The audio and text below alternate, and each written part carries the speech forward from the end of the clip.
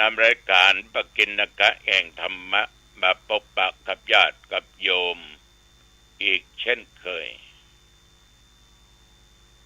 รายการนี้มีเป็นประจำทุกวันในเวลาเดียวกันนี้และก็ทางสถานีวิทยุแห่งนี้เป็นเวลา30 นาทีโดยประมาณต้องขออนุโมทนาต่อเจ้าหน้าที่ทุกท่านทุกคนที่ได้มีจิตเป็นบุญเป็นกุศลได้ถวายเวลาและได้ถ่ายทอดเสียงแห่งธรรมะเพื่อแก่ญาติแก่โยมที่อยู่ทางบ้านทางจองบ้านใต้บ้านเหนือวันตกวันออกได้รับฟังกันขอบคุณขอบใจต่อญาติต่อโยมทุกท่านทุกคนเป็นอย่างมากที่ติดตามฟังรายการนี้มาด้วยดีตลอดท่านทั้งหลาย ตัวเจ้าจัดรายการนี้มาหลายปีจนเก็บไปฝันกว่า ประมาณสักตี 2ป่ายนะเพราะตี 1กว่าจะมาลุกเข้าห้องน้ำจะกลับมานอนลับฝันว่านั่งจัดรายการออกทางสถานีวิทยุเป็นตุเป็นตะใจถ้าจะจดจ่อดูมันมีความสุขในความฝันแต่ก็เป็นความเป็นจริงฝันจริงแล้วก็สุขจริงเพราะได้นำธรรมะมาเผยแพร่เอาละโยมทั้งหลายเอามาไหว้พระสวดมนต์ปูชาคุณพระรัตนตรัยกันดีกว่านะปูชาพระพุทธพระธรรมพระสงฆ์ตั้งใจว่าพร้อมกันไปเนอะอะระหังสัมมาสัมพุทโธภควาพระผู้มีพระภาคเจ้าเป็นพระอรหันต์ดับเพลิงกิเลสเพลิงทุกข์สิ้นเชิงตรัสรู้ชอบได้โดยพระองค์เองพุทธังภวันตังอภิวาเทมิ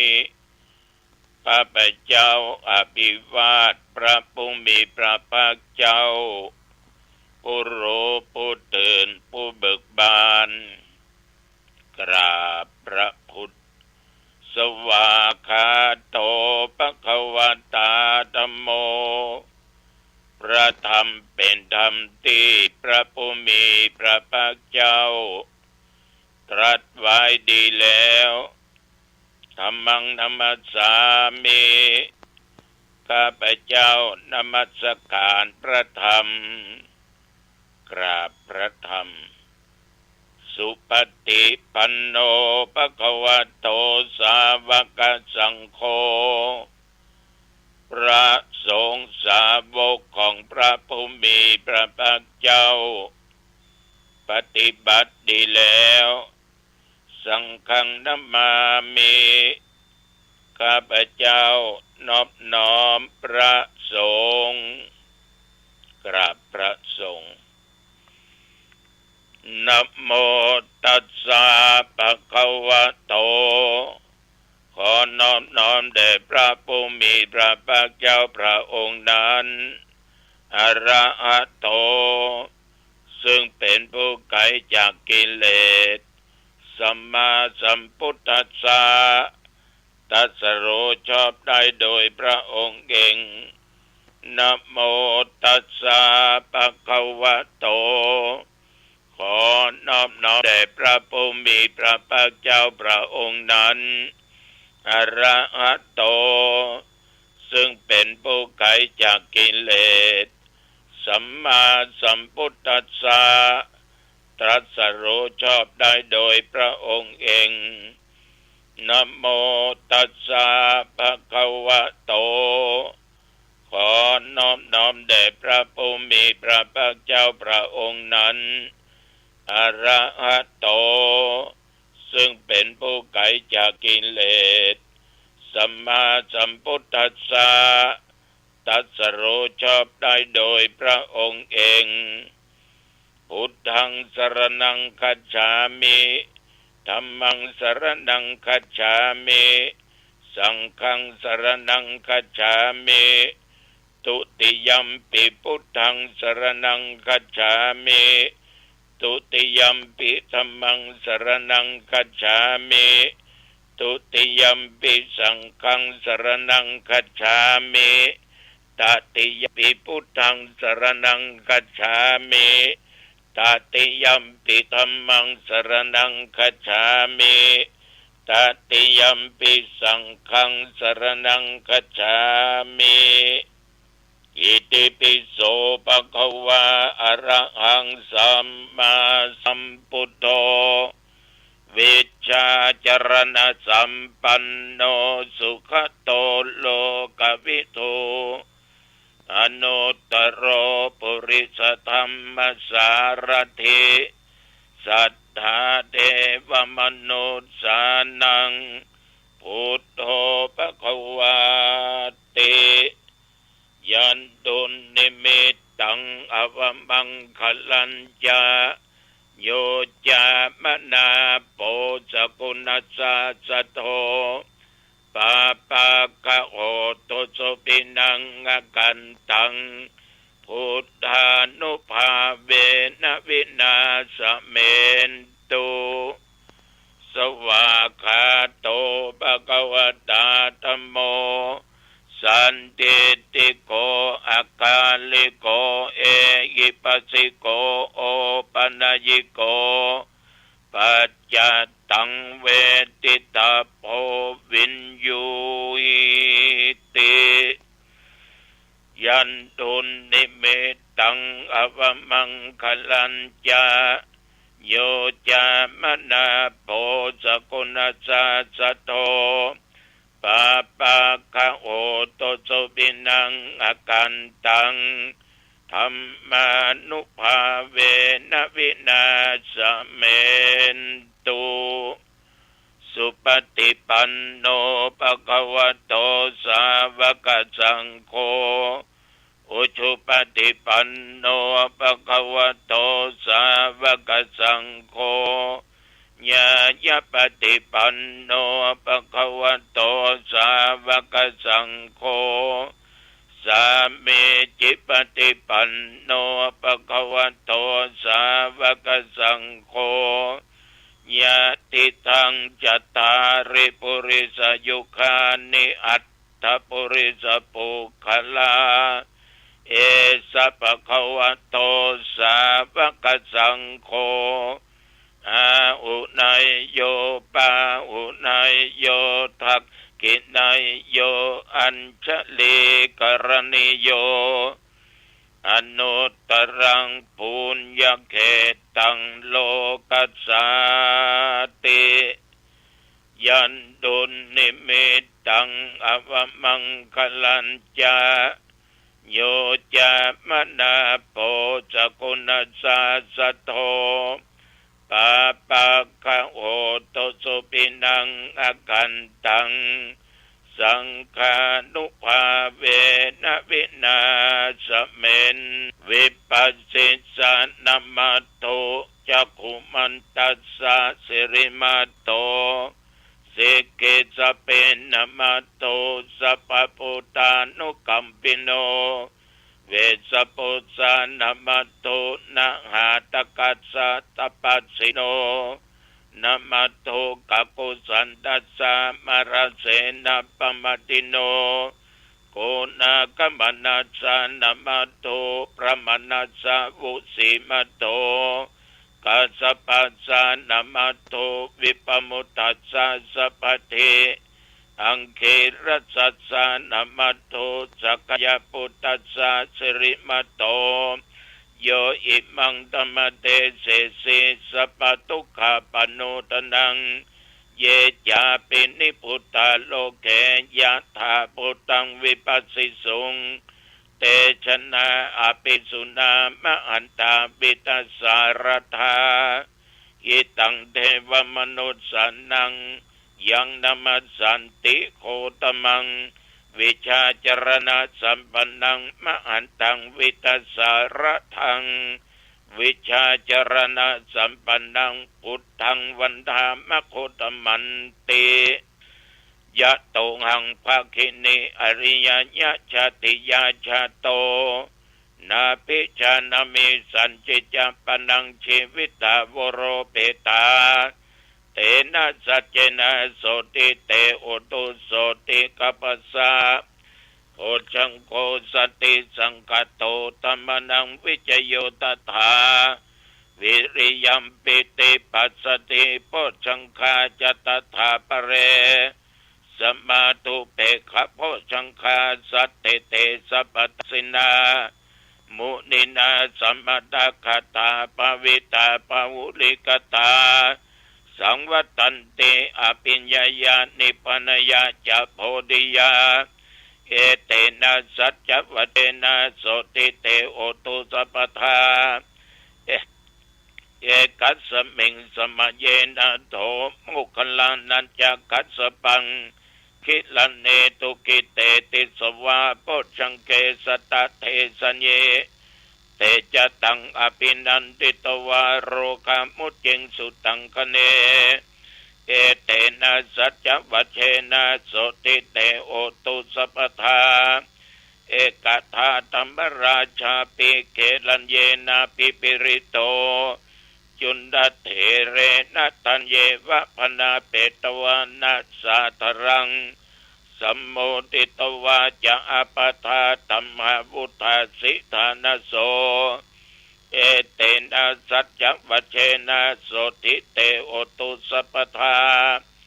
ปะอินาเตจะอปทาตินนัมปิมะเหสินังมัคคะอัตตกิเลสาวาปัตตานุปติธรรมตังเอเตนะสัจจวัชเชนะโสติเตโอตุสัพพทาสกัตตัวพุทธรัตนังโอสถังอุตมังวรังอิตังเทวมนุสานังพุทธเตเชนะโสตินานัสสันตุปัตตวาสเปตุขาวุปัสเมนตุเตสกัตตัวธรรมรัตนังโอสถังอุตมังวรังปะลิลาหูปัสมนังธรรมเตเชนะโสตินานัสสันตุปัตตวาสเปพยาวูปัสเมนตุเตสกัตตัวสังฆรัตนังโอสถังอุตมังวลังอาหุนยังปาหุนยังสังฆเตเชนะโสตินานัสสันตุปัตตวาสเปโรคาวูปัสเมนตุเตนัตถิเมสรนังอัญญังพุทโธเมสรนังวรังเอเตนะสัจจวัชเชนะโสโหตุเตชยมังคลังนัตถิเมสรนังอัญญังธัมโมเมสรนังวรังเอเตนะสัจจวัชเชนะโหตุเตชยมังคลังนัตถิเมสรนังอัญญังสังโฆเมสรนังวรังเอเตนะสัจจวัชเชนะโหตุเตชยมังคลังภวตุสัพพมังคลังรักขันตุสัพพเทวตาสัพพพุทธานุภาเวนะสัทธาโสติภวันตุเตภวตุสัพพมังคลังรักขันตุสัพพเทวตาสัพพธรรมานุภาเวนะสัทธาโสติภวันตุเตภวตุสัพพมังคลังรักขันตุสัพพเทวตาสัพพสังฆานุภาเวนะสัทธาโสติภวันตุเตนักตยะขพุทธังปปะกังอนิวรณาปริตัสสานุภาเวนะอันโตเตสังอุปัฏฐเวนักตยะขพุทธังปปะกังอนิวรณาปริตัสสานุภาเวนะอันโตเตสังอุปัฏฐเว นาคตยาขโพดานังปะปะกังานิวารณาปริตัสสานุภาเวนะอันตัวเตสังอุปัตถเวโดยบทพุทธานุภาพแห่งองค์สมเด็จพระสัมมาสัมพุทธเจ้าทุกพระองค์ธรรมานุภาพโดยเดชแห่งพระธรรมของพระพุทธเจ้าทุกพระองค์โดยเดชสังฆานุภาพของพระอริยสาวกเจ้าจุตนจุองค์บทสาธยายมนต์อันศักดิ์สิทธิ์ด้วยจิตอันตั้งมั่นเป็นสมาธิอาตมภาพขออำนวยอวยพรปัญโยกปัญใจญาติโยมถึงเท่าแก่ดวงกรรมใจยิงทุกท่านทุกคนติดตามฟังรายการขอญาติโยมทั้งหลายนั้นจงหายจากการเจ็บไข้ได้ป่วยเจ็บตึงภายในเจ็บตึงภายนอกขอให้หายโดยเดชานุภาพคุณแห่งพระพุทธพระธรรมพระสงฆ์เป็นยารักษาหายที่จะเกิดมาไปข้างหน้าอย่าได้มาใกล้อย่าได้มากายขอท่านทั้งหลายจงอยู่ปราศจากเคราะห์ผีเคราะห์เดือนเคราะห์วันเคราะห์ยามเคราะห์มะละเมื่อตื่นเมื่อยืนเมื่อเตียวเคราะห์เหลวซ้ายและขวาอย่าได้มาถูกต้องกาญาแห่งท่านทั้งหลายขอมีแต่ความผาสุกตึงกายและตึงใจมีลาภยศสุขสรรเสริญเกิดขึ้นอยู่ประกอบด้วยโชคปีโชคเดือนโชควันโชคยามอายุปีอายุเดือนอายุวันอายุยามสุขกายสบายใจเพื่อจำเริญไปด้วยสติและปัญญาจำเริญด้วยกิจการงานเพราะว่าการค้าการขายการต้งการนาการกระทำอันใดก็ตามขอจึงเจริญยิ่งขึ้นไปจำเริญด้วยตำแหน่งหน้าที่ยิ่งขึ้นไปอายุวันนะสุขะพละปอนอันลำเลิศอันประเสริฐนี้จุงบังเกิดมีแก่ญาติแก่โยมทุกท่านทุกคนเจริญพรกรมอุตุได้บอกได้ตักเตือนเสมอฟังไว้อย่าพ้องและมันเกิดมาความหายนะยังเกิดตามฝนตกหนักน้ำนองน้ำท่วมค่าชีวิตทรัพย์สินของพ่อแม่พี่น้องไปไม่ใช่น้อยพายุถล่มที่ไหนเดือดร้อนกันที่นั่นแต่นับเมื่อตะวันวามาจนถึงปัจจุบันบัดเดี๋ยวนี้24 ชั่วโมงหนองตองและใกล้เคียงไม่มีรายงานฝนตกแม้แต่เม็ดเดียวหยดเดียวตะวันนี้ตั้งแต่ฉันเจ้าญาติโยมตุเจ้าก็ถึงบ่ออกไปไหนก็มีญาติโยมเอาบะลองกองมาถวายท่านนะแล้วก็มีโยมมาส่งแม่ลูกจะจากเชียงใหม่ไปกรุงเทพมาขอผูกมือเดินทางความปลอดภัยในลูกเน้อสู่เน้อนอกจากนั้นค่ำเย็นมาก็อาบน้ำอาบท่าจนถึงปัจจุบันพักผ่อนแบบสบายวันนี้กินข้าวงายแล้วก็จะไปงานอายุวัฒนะมงคลของครูบาบุญมาอดีตเจ้าคณะอำเภอจอมทองวัดพุทธนิมิตรอำเภอจอมทองจังหวัดเชียงใหม่แล้วก็ตอนบ่ายโมงนั้นจะไปประชุมคณะสงฆ์พระสังฆาธิการ3 อำเภอ 1. อำเภอสันป่าตอง 2. อำเภอหางดง 3. อำเภอสระปี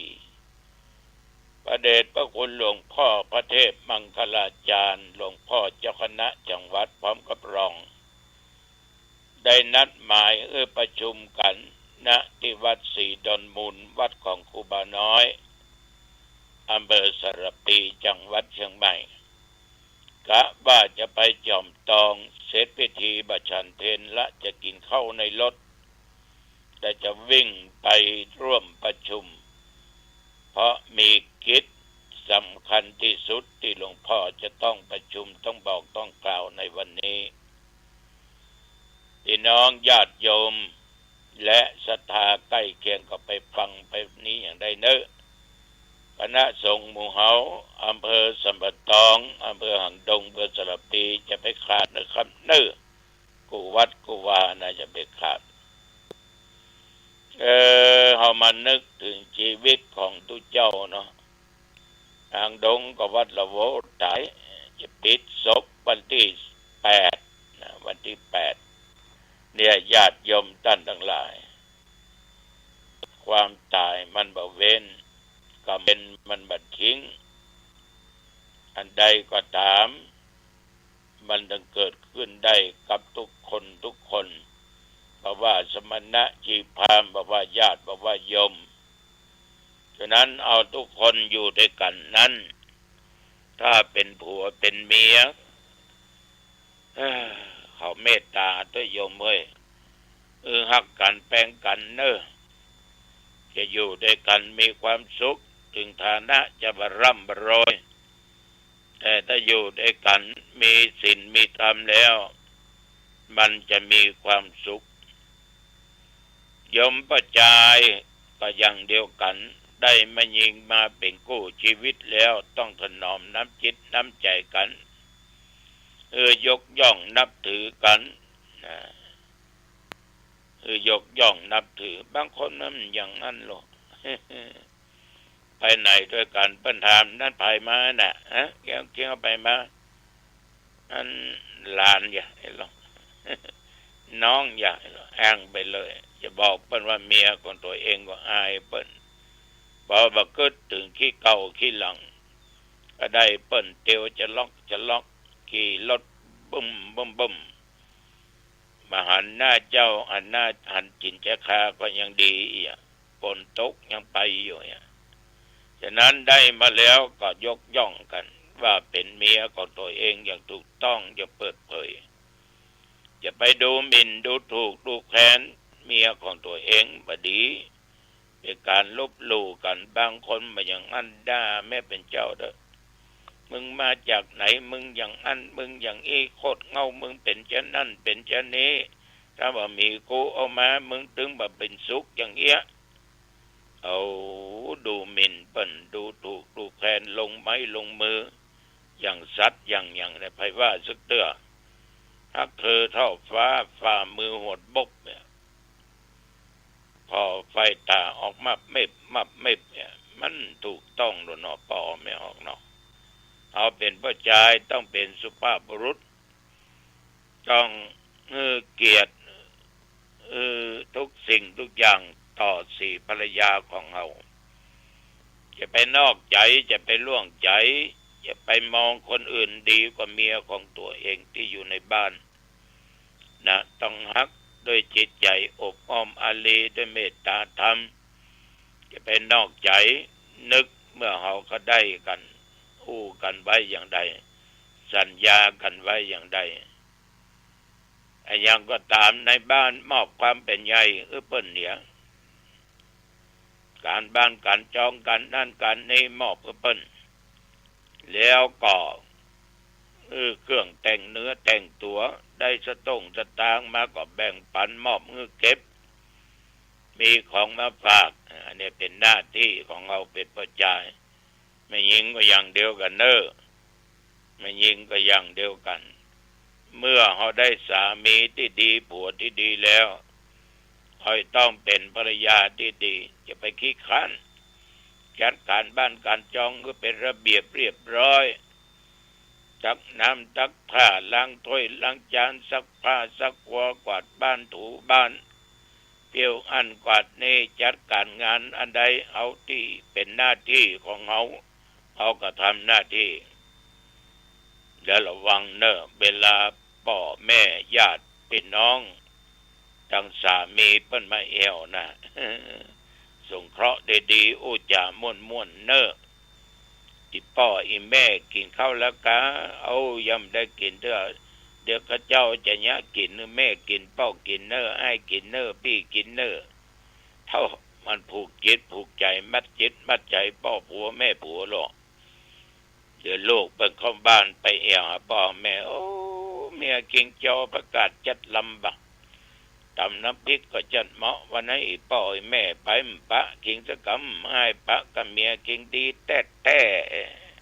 พ่อตอนรับวันดีจะไปแต่งหน้าบุญหน้าบึ้งจะไปเตียวหอเตียวเงินดังตั้งยะย่อยะหา แล้วก็ประพฤติตัวเนี่ยบันนอกใจผัวตัวเองผัวนอกใจเมียนอกใจอยู่ด้วยกันตึมได้มันไว้ใจกันมาได้มักเกิดเรื่องเกิดราวกันเนี่ยถึงกับอย่าล้างกันทำร้ายร่างกายกันฆ่ากันเพราะนอกใจกันเป็นแม่บ้านต้องรู้จักเก็บรักษาทรัพย์สมบัติแก้วแหวนเงินทองที่ผัวหามาได้เก็บไว้ดีๆก็จำเป็นใจก็มาใจไม่ใช่ว่าใจสุรุ่ยสลายบางคนคนลำไปเนาะก็ชุดมานี่นะในเงินนะจนเต็มเพราะมุ้ยไว้ที่ในตู้ก็มีที่เก็บละ ใจแตะใจว่าอันนั้นก็ใจอันนี้ก็ใจอันนี้ก็ใจไปรักษาไว้ผัวหิอิ่มตายอิ่มยัง